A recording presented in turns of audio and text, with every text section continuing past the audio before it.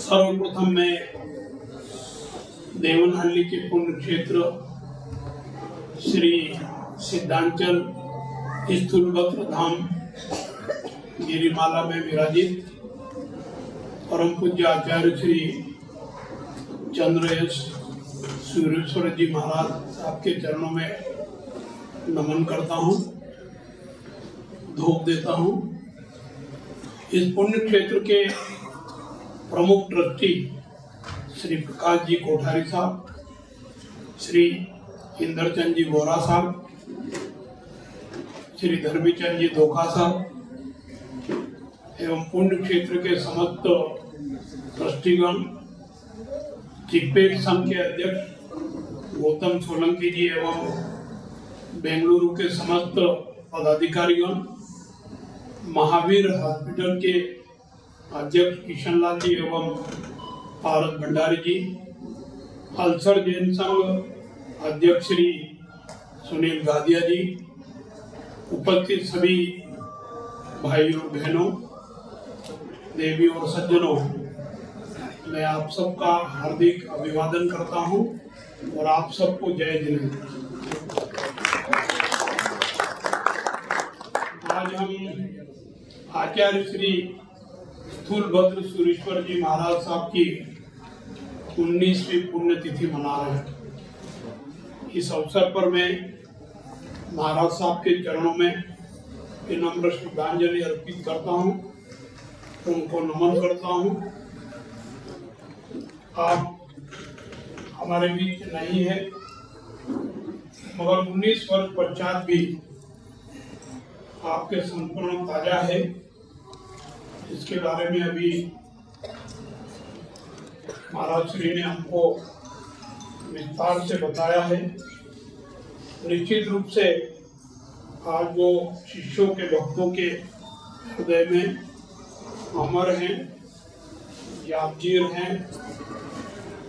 श्री स्थूलभद्र सूर्येश्वर जी महाराज साहब महान पुण्य प्रतापी, प्रशांत मूर्ति योगनिष्ठ, वचन सिद्ध पुरुष थे। उनका पदार्पण जहाँ भी होता था वहाँ लक्ष्मी और सरस्वती दोनों का वास होता था। वो एक सहज अध्यात्म योगी पुरुष थे। आज बेंगलोर देवनहल्ली का पुण्य क्षेत्र श्री सिद्धांचल स्थूलभद्र धाम गिरिमाला पर बेमिसाल शिल्प, कलात्मक जिनालयों, तीर्थालयों का जो दर्शन हो रहा है, वो दक्षिण केसरी आचार्य श्री स्थूलभद्र सूर्येश्वर जी महाराज साहब के आशीर्वाद और आप श्री स्थूलभद्र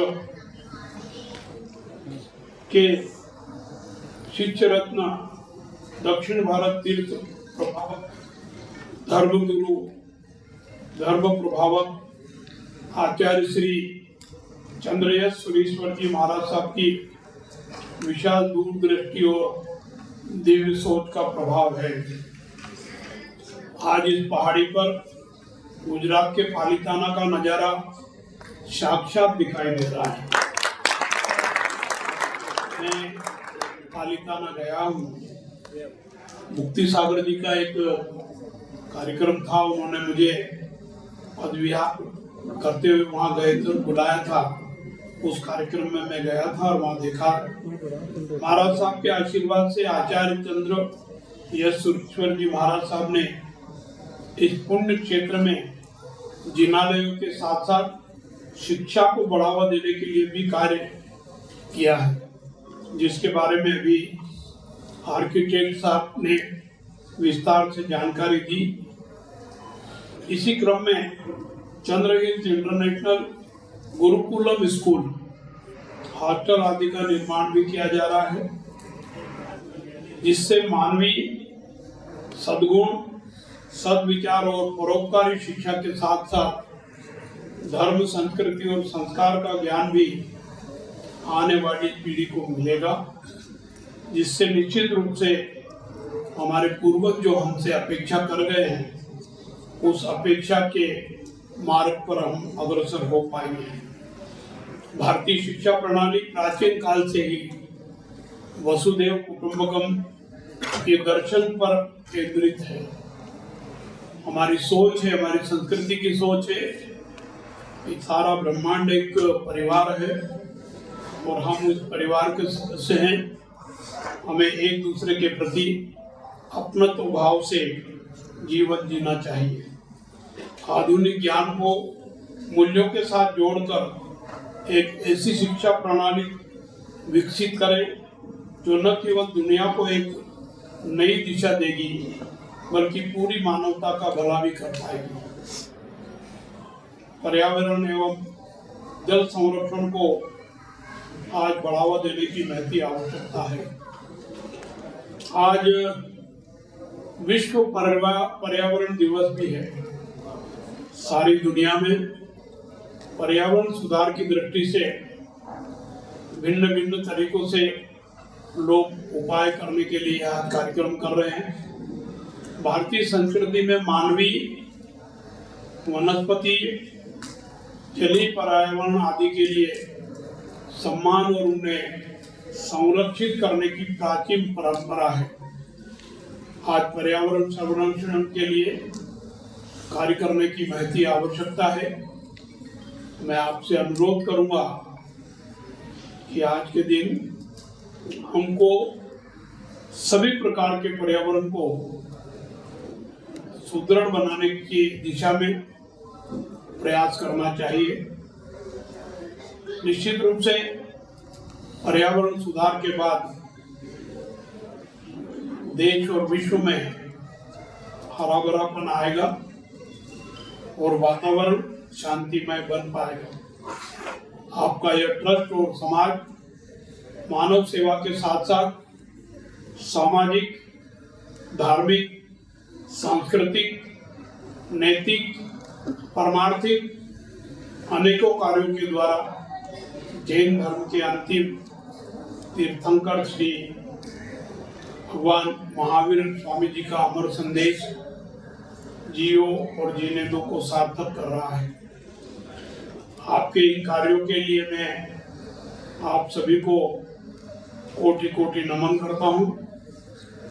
विश्व में हमारी रक्षा धर्म से होती है, इसलिए कहा कि धर्मो रक्षति रक्षतः।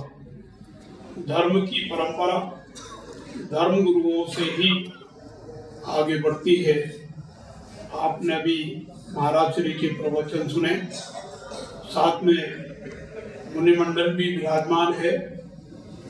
ये स्कूल बनाने की दिशा में आप श्री का भी महत्वपूर्ण योगदान है।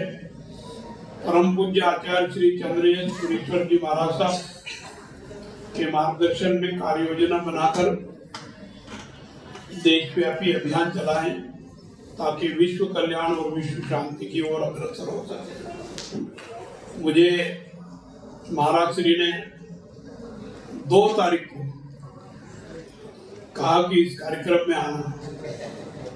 मैंने कहा कि हमारे यहाँ 10-12 दिन पहले कार्यक्रम बन जाता है और हमारे लोग आकर के जहाँ कार्यक्रम होना होता है उसकी साइड देखते हैं, कहाँ से आना है, कैसे जाना है, क्या करना है। तो इतना जल्दी तो संभव नहीं है। तो महाराज श्री ने कहा कि नहीं, ये हमसे चूक हुई है, हमको इसकी जानकारी नहीं होने के कारण हम आज आपसे आग्रह कर रहे हैं, आपको आना ही पड़ेगा। मैंने उनकी बात को स्वीकार करते हुए आपके बीच में आने का प्रयास किया है। मैं आप सब लोगों के दर्शन करके और महाराज श्री और मुनिमंडल के दर्शन करके अपने आप को धन्य मानता हूँ। हमारी संस्कृति सर्वे भवन्तु सुखिनो सर्वे सन्तु निरामय, सब सुखी हो, सब निरोगी हो, इस प्रकार की है। और सब सुखी कैसे रह सकते हैं, सब निरोगी कैसे हो सकते हैं, ये अगर हमको अमल में लाना है तो हमको परोपकारी सोच को अंगीकार करने की आवश्यकता,